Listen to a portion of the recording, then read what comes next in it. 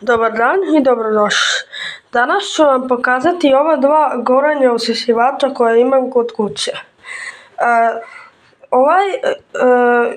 Da vidite, ove dva gorenja, jedan je ovaj ovdje bijeli koristi kesu, a ovaj koji ima crvenu i zornu boju, znači ovdje kao što možete vidjeti nema nikakvu kesu. Ovaj ima 2200 W, a ovaj za 100 W manje, znači 2100 W.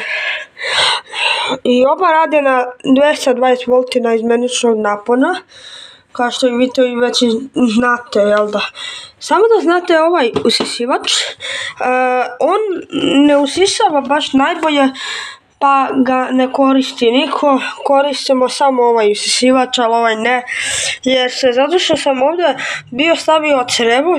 Ja znam da na Dysonu, ako znate, Dyson ima isto ovako crevo sa strane, ali to oni stari Dyson, ovi novi ne baš. Ali to za sad nije bitno. Sad ćemo da ih testiramo. Prvo ćemo da vidimo da li ovaj bar malo može.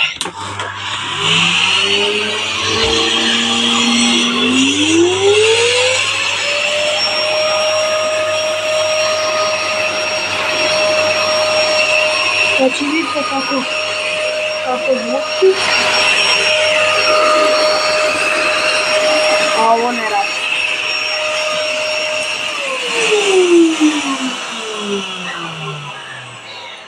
A sada da vidimo ovaj usisivač, da vidimo da li ovaj radi.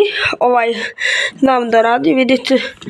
Ove usisivače su mi fascinantne. Da vidite sad ovaj.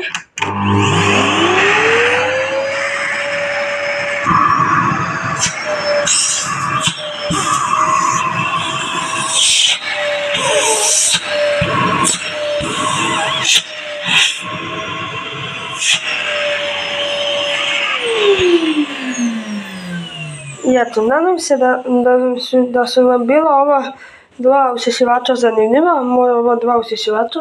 I ako vam se svidao video, ne zaboravite da opalite like i da se subscribe-ujete na ovaj kanal.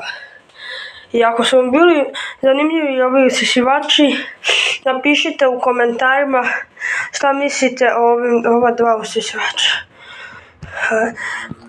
Doviđenja.